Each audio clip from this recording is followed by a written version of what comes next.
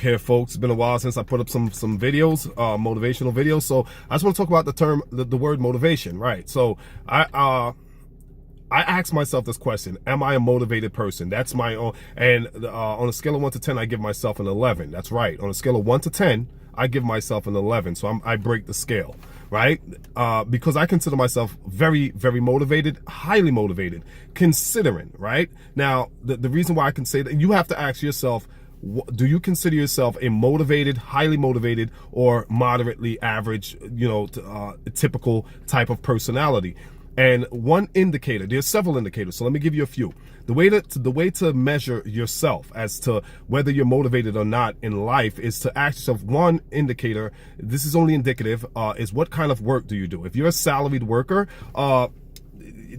that's an indicator of whether you're highly motivated or not. But in and of itself, salaried worker does not tell you the whole picture. Why? Because if you're a salaried worker, right, but you are climbing the chain of command in your corporation or in your company, then that's an indicator that you are highly motivated if you're climbing the chain constantly. But you're a person that's been working, you've been in your job semi-odd years, and you've been plateaued, you're at a certain level, your compensation is kind of hit the glass ceiling, so to speak, then that would be indicative that you're not highly motivated, right? And again, it's not, one thing does not tell the whole story. One indicator does not tell the whole story. Again, these are taken collectively, give you a broader and bigger picture, but they are indicators. That's all they are. So a salaried worker is indicative of whether you're highly motivated or not.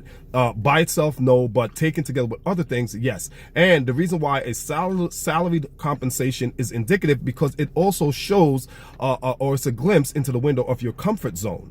A person who is working for a corporation but is constantly striving, right? They're making leaps and bounds. They're going from mid-level entry to higher level entries to executive positions. They're climbing within their corporation, highly motivated. So salaried compensation alone does not indicate or does not tell the story of whether you're motivated or not. But again, if you are salaried and you are sitting at a cubicle, you've been there for semi-odd years, and you've made no real leaps and bounds within the company, and you're just kind of meandering, sailing by, and comfortable with your compensation, then that might be indicative that you're not motivated, right? So that's one aspect or one indicator that can be used.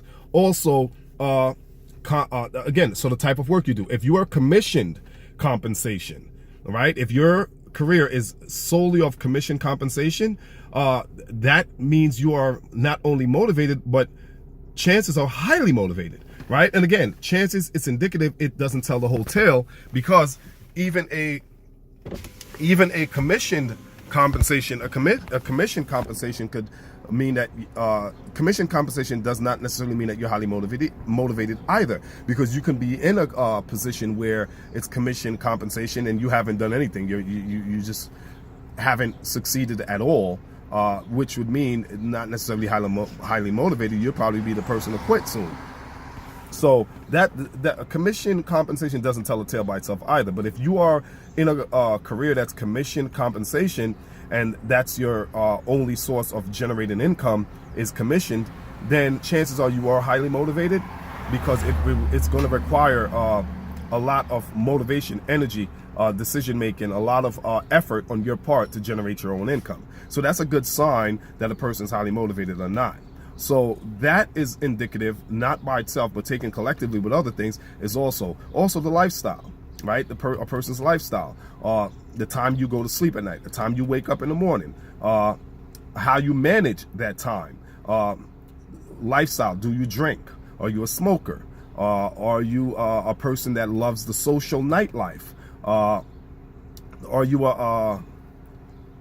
a gym rat? Are you a exercise enthusiast, right? Are you enthusiastic about exercising? All these things, again, not one, but taken together collectively, can give you a glance or it can give you a self-assessment, self-evaluation, self-criticism, self-critical thinking, you can actually rate yourself as to whether you're motivated or not. So again, not one, but taken collectively, as a whole, unified, grouped together, you can kind of give yourself or rate yourself as to whether you're motivated or not. Another thing is also your resilience, right? But resilience, resilience, which is the ability to take a hit and to come back, right? To keep going in spite of difficulties, resilience. But resilience has within itself a substrate, which I like to call the rate of recovery. Your rate of recovery is the velocity with which you can bounce back or come back from any kind of adverse or difficult challenge that you are going through in your life, or you've encountered, any kind of storms that you are going into, that you are currently in, or that you just came out of. So your rate of recovery is the velocity, a measurement of the velocity, the speed, the quickness with which you can bounce back from a hurt, a financial hurt, an emotional hurt, psychological hurt, physical hurt, any kind of severe severance or cutting or evisceration, any kind of something that wounds you, right?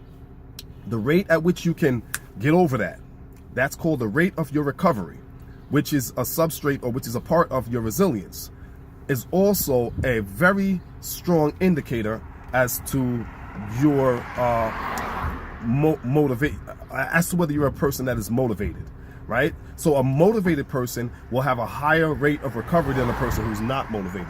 So again, rate of recovery, resilience, the type of work you do, your career that you choose, lifestyle that you lead, all these things taken, grouped together systematically can give you a fair assessment, a fair measurement of yourself as to whether you are a motivated person or not. And this is how you can rate yourself. Don't wait for others to rate you. You can rate yourself as to whether you're motivated or not. And also, last but not least, keep this in mind. The sperm that gets the egg is the sperm that is most motile. The word motile means essentially motivated, right? Because it just means motion. The most motile sperm has the most motion. Motility is where we get the word mobility, and we know mobile means to move. A car is mobile. So the most motile sperm gets the egg.